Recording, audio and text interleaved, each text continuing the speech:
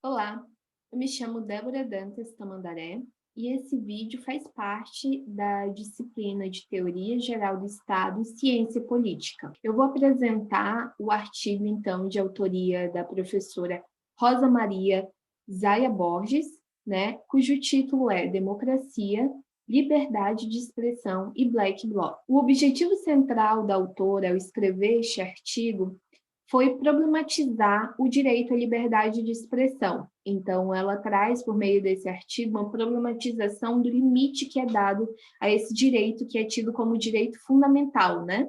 Um direito que é garantido por diversos documentos oficiais muito importantes, e então ela traz o debate nesse artigo da limitação desse direito fundamental. Além disso, ela também aponta uma possível relação entre a ação de um grupo e a reação legislativa, né? Então, nós vamos ver por meio de alguns movimentos que aconteceram no Brasil no ano de 2013, que geraram, né, a partir desses movimentos, desse ato desses grupos, surgiram diversas leis que buscaram tratar, então, de assuntos relacionados aos atos desse grupo e contribuir com a discussão da limitação e intervenção jurídica em uma sociedade democrática. Então, como eu dito anteriormente, o enfoque da autora nesse artigo é questionar, né, essa intervenção jurídica que existe e até que ponto isso é válido numa sociedade, né, num país que utiliza o sistema democrático. Então,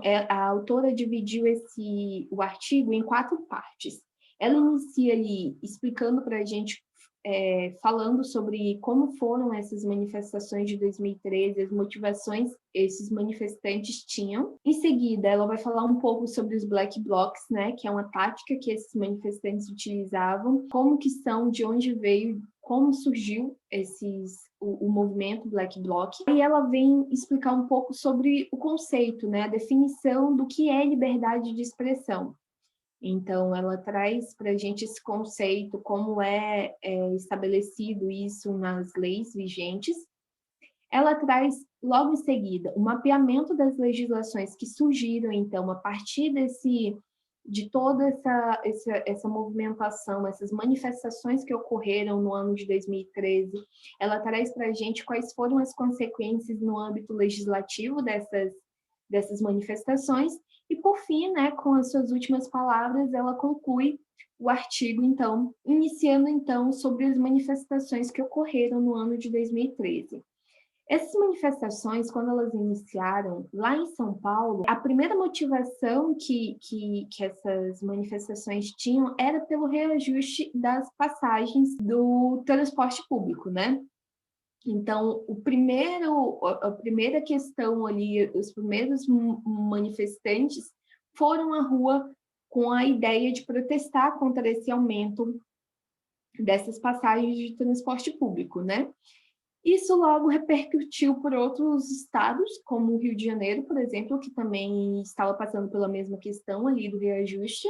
Também tiveram manifestantes indo à rua por esse motivo. E logo em seguida, essas manifestações começaram a ter diversas pautas além do reajuste. E começou a repercutir por todo o país. Então, ali, tendo início em São Paulo, em seguida no Rio de Janeiro, chegando a Brasília, que nem sequer tinha essa questão, nem sequer lutava por essa questão do reajuste das passagens, mas buscava ali dar apoio a esses manifestantes. Então, teve ali a Praça dos Três Poderes, o Congresso, manifestantes ocuparam esses lugares com o intuito de dar um apoio a esses movimentos que estavam surgindo, né? E tinham algumas características dessas manifestações que chamavam a atenção. Então, assim, eles não utilizavam carros de som, a forma deles chamarem a atenção, o instrumento deles era através de batidas de palma, né? Então, eles batiam palma pelas ruas, e além da voz deles, né? Do grito deles, para poder ser o instrumento deles ali mesmo. Em sua grande maioria, esses manifestantes eram jovens. Eles convocavam, né, outros jovens a irem ali debater, a protestar sobre esse assunto. Não tinham hegemonia de ideologia. Então, assim, Como eu disse, lá no início, começou-se com a ideia do transporte público, da questão do reajuste das passagens, mas logo começou a vir pessoas de diversos movimentos sociais que entraram nessa briga e começaram a participar dessas manifestações. Então, não tinha uma hegemonia, nem todos faziam parte ali da mesma ideologia, nem todos tinham o mesmo pensamento político, digamos assim, né? Eles tinham suas divergências, mas todos tinham características muito únicas. Eles tinham um sentimento de descontentamento, né, em relação ao governo, em relação às ações do governo. Cada um tinha sua motivação, então esses manifestantes eles iam para a rua, cada um com seu cartaz. Eles não tinham grandes planos de organização, como eu disse. Esses movimentos eram organizados por jovens, eles faziam isso por meio de redes sociais. E o que marcou, né, e aí foi uma novidade nessas manifestações, foi o uso de máscara e roupas pretas, que os caracterizaram como os Black Blocs. No momento, o que mais chamou a atenção nessas manifestações foram os atos em si. Então, a ida à rua, o protesto, a manifestação, a utilização de roupas pretas, de máscara, mas logo em seguida começou também a se chamar a atenção pelo uso da violência. E essa violência aconteceu em duas vias. Tanto violência de alguns manifestantes que começaram a depredar alguns prédios públicos, alguns prédios privados, como também da força militar, né, policiais que começaram para repreender esses manifestantes, então começaram a utilizar também da violência. E com isso, a tática Black Blocs passa a ganhar mais atenção e apoio. Então, assim, eles começaram chamando atenção pelas suas táticas e com o uso da violência, com a grande influência que a mídia teve também sobre essas manifestações, a mídia relatando, a mídia demonstrando o que estava acontecendo, foi chamando cada vez mais atenção, o que fez que eles ganhassem cada vez mais adeptos também. E aí a autora faz o seguinte questionamento: seriam os Black Blocs, então, né? Seriam esses manifestantes, eles utilizariam uma tática anônima e violência, ou tudo isso é uma forma de se expressar contra o modus operandi do Estado, ou seja, seria apenas uma reação à forma de Estado o descontentamento com o Estado, com o governo. Sobre os Black Blocs, como a gente pode ver, eles tinham essa característica, como dito anteriormente, de se vestir de roupa preta, e aí a gente vê mais para frente quais são os motivos dessa identificação deles, né? Vários cartazes, eles protestaram sobre várias pautas nesse período, né? Então, as manifestações iniciaram em São Paulo. E os Black Blocs, né? Essa tática chamada Black Blocs. Então, surgiu na Alemanha por volta ali dos anos 80, né? Eles já surgiu com esse intuito de movimentos sociais, de debater questões sociais, e eles têm o seguinte conceito: eles podem ou não utilizar a violência, né? Então, assim, eles não incentivam em todas as ações, né? Nem todas as pessoas do grupo ali praticam a violência, mas eles entendem que algumas pessoas dentro que utilizam essa tática podem utilizar a violência como uma forma de expressão, podem ou não utilizar a violência. Eles sempre têm alvos específicos, né? Então, eles lutam contra o sistema, contra o governo, contra grandes corporações, então agências bancárias, grandes empresas. A partir dos anos 90, esse movimento, então, ele passa a se espalhar e ganhando cada vez mais essa característica de lutar contra o capitalismo, contra o neoliberalismo. Então, em sua grande maioria, são anarquistas, né? A gente vai ver que a autora fala isso mais para frente no artigo, que são, em sua grande maioria, anarquistas, ou seja, lutam contra qualquer tipo de governo, né, de hegemonia, e são antifascistas. As características principais dos Black Blocs, é preciso entender o seguinte, que eles não são um grupo organizado que se encontram rotineiramente, que eles não têm essa organização, assim, não é uma organização permanente. Então, na verdade, é mais uma tática, né, que é utilizado pelo quê? Por indivíduos com forte participação política. Então, em sua grande maioria, os manifestantes que utilizam dessa tática de black blocs, eles são indivíduos que têm uma forte participação política. Então, são indivíduos engajados e que têm uma série de questões políticas que eles querem debater e querem demonstrar a sua opinião. Como dito anteriormente, e até de onde vem o nome deles, eles têm essa característica de usar roupas e máscaras pretas, né? Isso tem um sentido que a autora fala mais para frente, a gente vai mostrar o porquê da utilização, tem várias, tem várias vertentes, né, da utilização da máscara e da roupa. Eles, então, apresentam uma crítica radical, né? E isso está completamente relacionado ao ponto seguinte, que consciente ou inconscientemente anarquistas. Então, o que a autora disse? Que muitos daqueles jovens que estavam ali participando daquelas manifestações, ainda que não declarados como anarquistas, né? Ainda que eles não defendessem o anarquismo, eles acabam sendo anarquistas, porque defendem não, criticam o Estado, né? Criticam a forma de governo, eles apresentam essa crítica radical ao governo e à forma de Estado, as ações do Estado, a política do Estado, né? Então, eles têm uma forte crítica mesmo com relação a isso. E esses grupos, né, foram cada vez mais ganhando força, a utilização dessa tática foi cada vez mais sendo utilizado por grupos muito heterogêneos, assim. São os ditos novos movimentos sociais, então fazem parte gays, ambientalistas, feministas, pessoas que debatem questões sociais.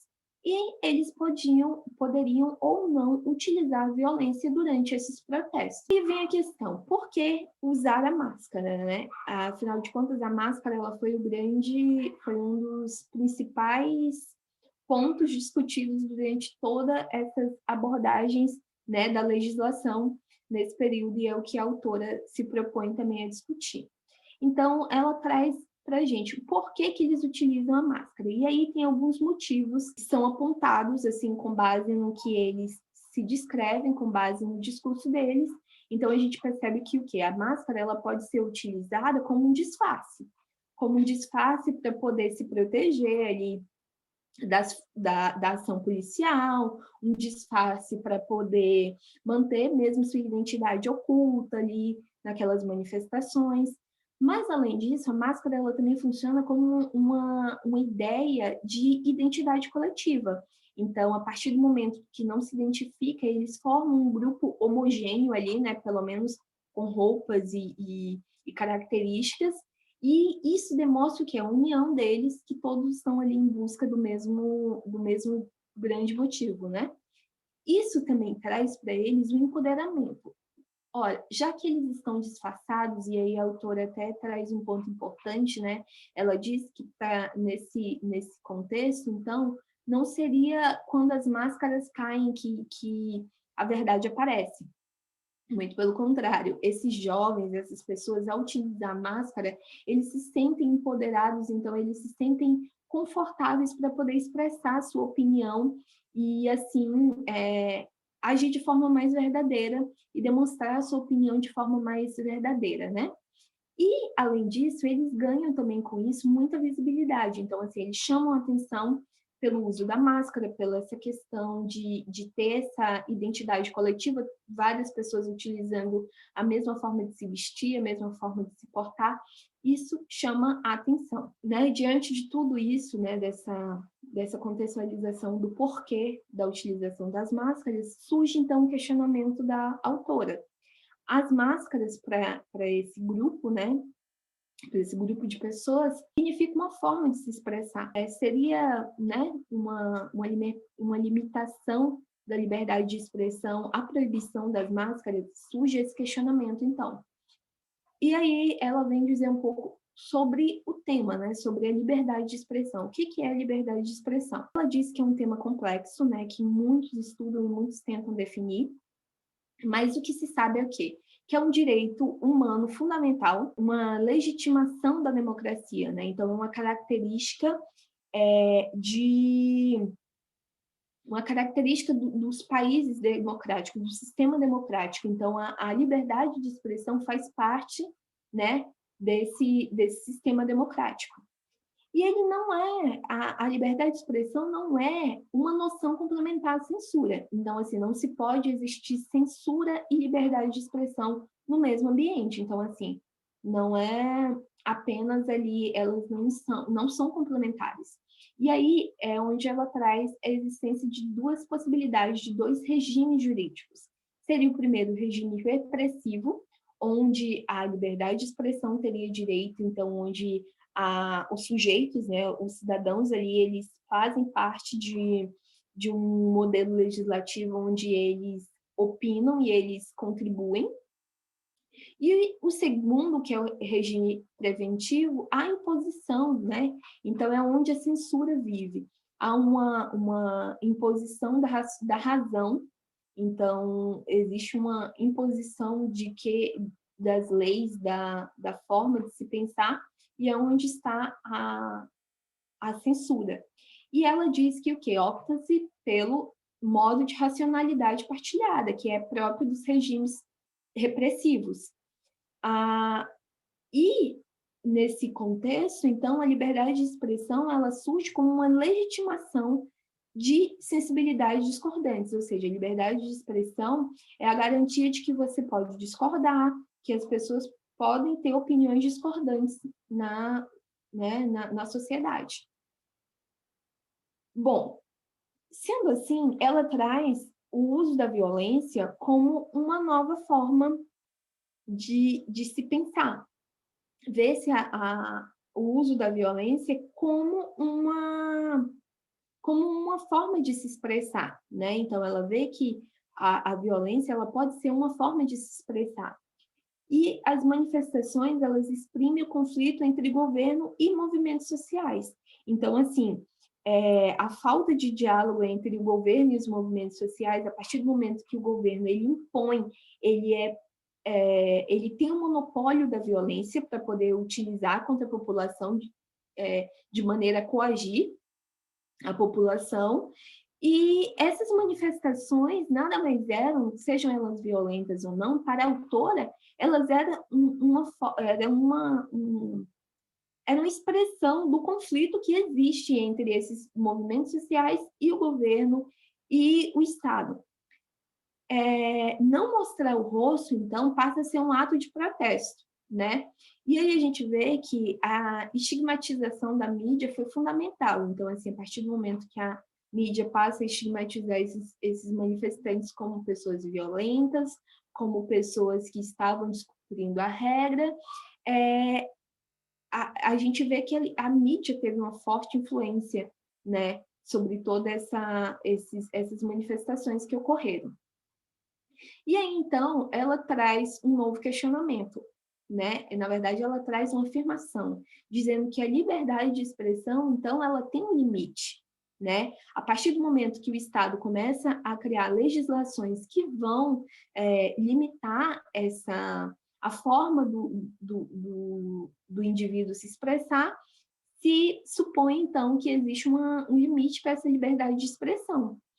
E aí ela traz algumas legislações que vão tratar sobre o tema da liberdade de expressão. Ela ressalta, então, que ela está ali, a liberdade de expressão, ela está presente na Declaração de Direitos Humanos, além disso, na Declaração Americana dos Direitos e Deveres dos Homens, aparece também ali no texto da Carta das Nações Unidas, no Pacto de São José da Costa Rica, e aqui no nosso contexto, né, no Brasil, nós temos na nossa Constituição Federal, na nossa Constituição está expresso ali o direito à liberdade de expressão, né? No artigo 5º, no inciso 4º, diz o seguinte, que é livre a manifestação do pensamento, sendo vedado o anonimato. E é a partir desse texto, então, que vão surgir os governos, os governantes utilizaram esse texto constitucional como forma de criar leis que proibissem, então, a utilização da máscara. Porque entendeu-se que as máscaras elas estavam ferindo um princípio constitucional. A partir do momento que essa máscara ela coloca a pessoa no anonimato, ela está ali, então, ferindo. A pessoa pode se expressar, mas ela não poderia utilizar a máscara, uma vez que ela feria o princípio do anonimato da Constituição, né, que é vedado pela Constituição. Então, o que ela notou? O que a autora, a professora Rosa Maria, nota, então? Que houve a utilização de dispositivos legais para controlar as ações dos movimentos, né? Para controlar esses manifestantes. E aí ela cita o exemplo de que em São Paulo teve uma lei que proibia o uso da máscara ou qualquer outro paramento que dificultasse a identificação desses manifestantes ali durante as manifestações públicas. E a partir dessa lei, em São Paulo, também teve uma lei no Rio de Janeiro com esse mesmo texto, e em diversos outros estados do país, né? Então, em Minas Gerais, por exemplo, foi aprovada uma lei que proibia apenas em caso de depredação ou outro tipo de crime, ou seja, a máscara ali só seria proibida caso fosse notado que estava tendo algum crime ali, que estava sendo desrespeitado alguma lei ali, né? Durante a manifestação, aí seria proibida a utilização de máscara nesse sentido. E tivemos também algumas leis no âmbito federal com essa proposta, e aí ela até questiona porque passou a fazer parte esses atos de depredação de patrimônios públicos, de prédios públicos ou privados, começa a fazer parte de uma lei antiterrorismo, e aí ela traz esse questionamento quanto a qual seria a utilidade de uma lei tão rígida como uma lei antiterrorismo num país como o nosso, como o Brasil, e ela traz esse questionamento de quanto eles quiseram tornar mais dura a legislação para poder punir essas pessoas, né, esses manifestantes. Então, concluindo o artigo, a autora ela apresenta um conceito de outsider, né? Ela, então, inicia a conclusão do seu artigo falando sobre esse conceito que foi apresentado pelo sociólogo Howard Becker. O outsider ele seria, então, aquele sujeito que ele não vive conforme as regras estabelecidas, né? Então, ele diz que numa sociedade existem aquelas pessoas que impõem as regras, que firmam as regras, e aquelas pessoas que não estiverem dispostas a seguir essas regras estabelecidas, elas vão ser vistas como outsider, então como desviantes daquelas regras, né?